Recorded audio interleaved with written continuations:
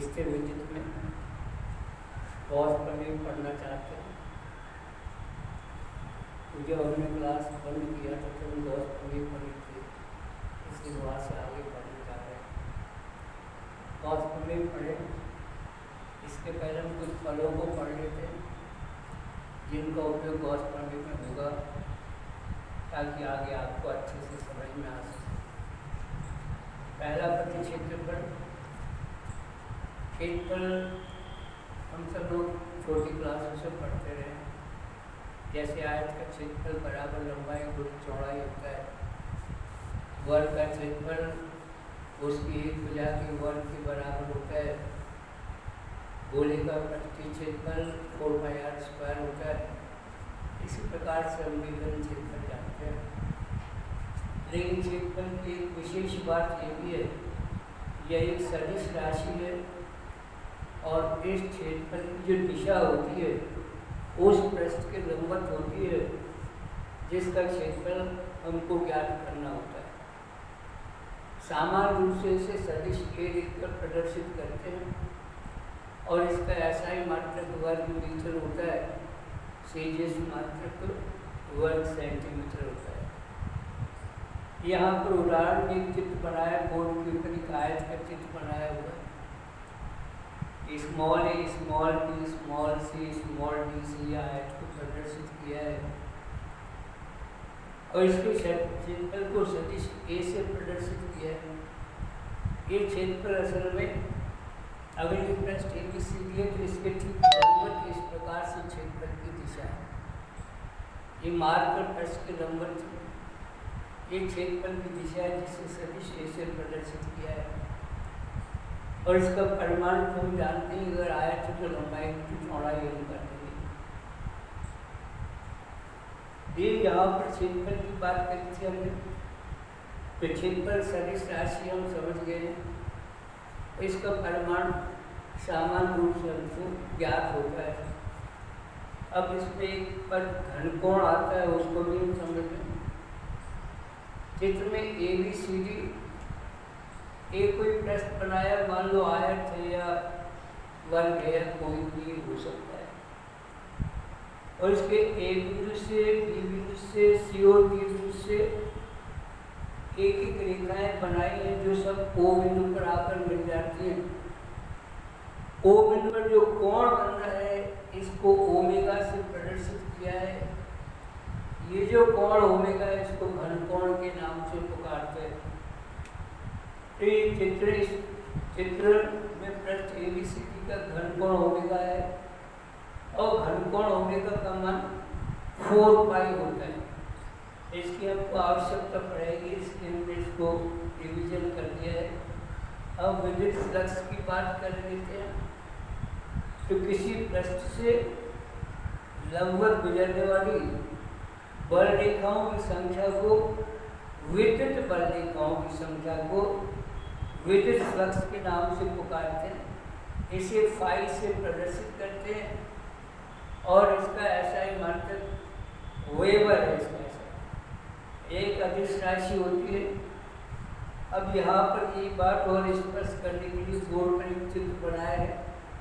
A B C D ये जो पृष्ठ है, आयत है, वर्ग कुछ भी हो सकता है, दूसरी आकृति का भी हो सकता है। इसका क्षेत्रफल तो हमने पढ़ा है, क्षेत्रफल उस पृष्ठ के लंबवत होता है।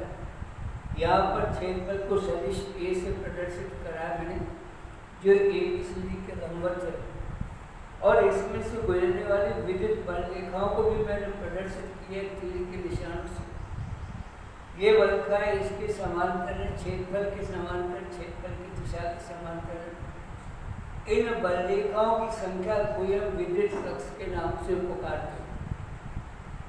विद्युत फ्लक्स फिर से हम देखते हैं। किसी पृष्ठ जैसे ए बी सी डी पृष्ठ हुआ, किसी पृष्ठ से लंबवत गुजरने वाली बल रेखाओं की संख्या को विद्युत फ्लक्स कहते हैं।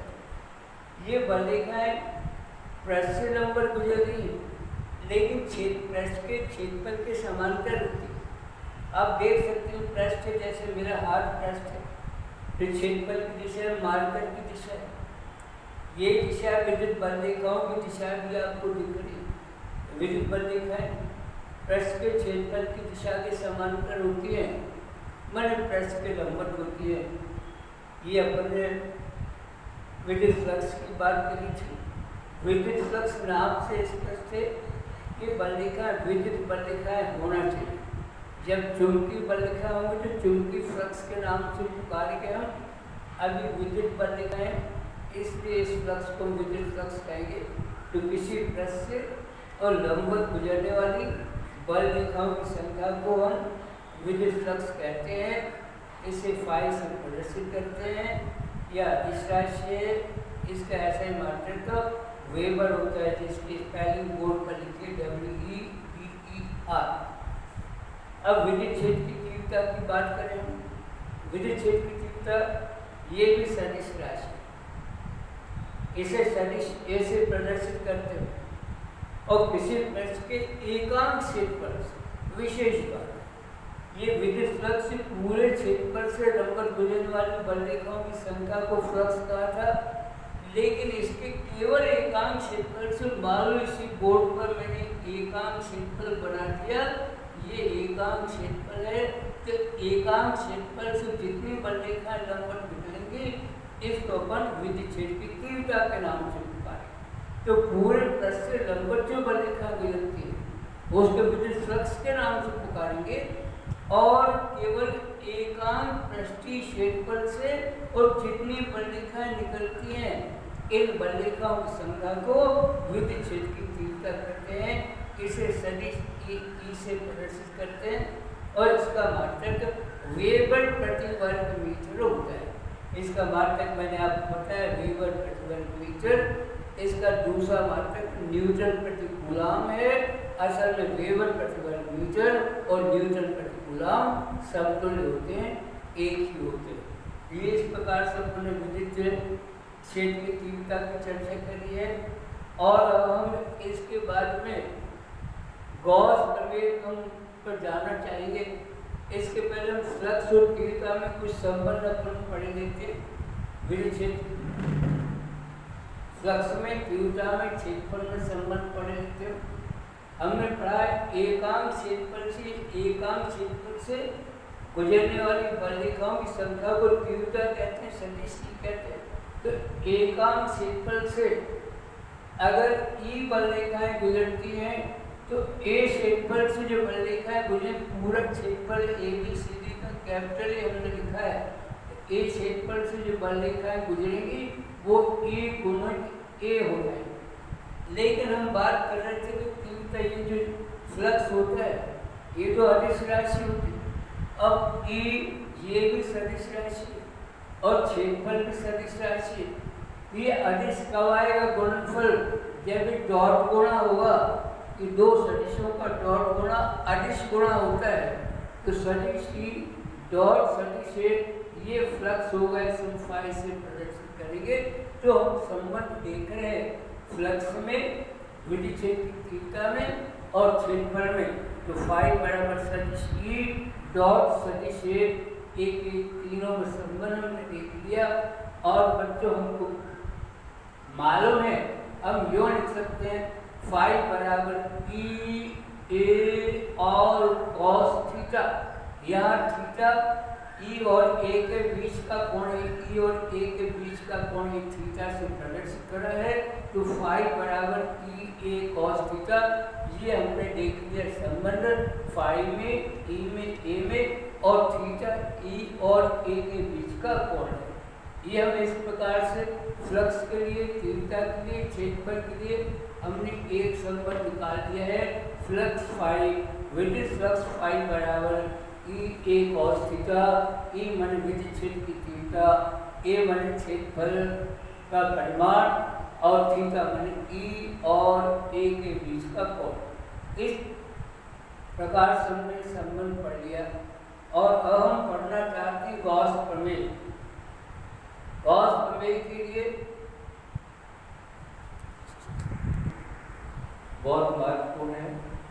इस गॉस प्रमेय के आधार पर और इस सरलता से हम विद्युत क्षेत्र की तीव्रताएं ज्ञात कर लेते, इसलिए इसका बहुत महत्व है। तो गॉस प्रमेय है किसी बंद पृष्ठ में स्थित आवेश Q के कारण उस प्लस से संबद्ध फ्लक्स फाई उस आवेश Q का 1/ε0 गुना होता है। चित्र में S कोई पृष्ठ है, बंद पृष्ठ होना चाहिए। इसके अंदर आवेश Q रखा है, Q आवेश है, इसको घेरे हुए बंद किए हुए कोई पृष्ठ S है। ये गोलाकार होना जरूरी नहीं है, ये किसी भी आकार का पृष्ठ S हो सकता है, लेकिन ऐसा जरूर होना चाहिए कि वो आवेश Q को पूरी तरह घेरे हुए बंद किए हुए। आवेश Q इस पृष्ठ S के अंदर बंद होना चाहिए। फिर से मैं दोहरा दूं, ये पृष्ठ S गोलाकार होना जरूरी नहीं है, किसी भी आकार का हो सकता है। इस पृष्ठ S के अंदर Q आवेश स्थित है। ये कई सारे आवेश भी हो सकते हैं, उन सबका योग हम Q मान सकते हैं। एक Q आवेश है, तो यहाँ पर लिखा हुआ ये जो फ्लक्स फाई होगा, इससे संबद्ध फ्लक्स, ये फ्लक्स फाई बराबर इस आवेश का 1/ε0 होगा। मतलब फ्लक्स फाई बराबर 1/ε0 इंटू Q। ε0 ये निर्वात की विद्युतशीलता कहलाती है, जो पहले पढ़ चुके। ε0 यहाँ पर निर्वात की विद्युतशीलता है, तो फ्लक्स फाई बराबर 1/ε0 इंटू Q। ये तब है फ्लक्स जब आवेश Q इस बंद पृष्ठ S के अंदर स्थित है।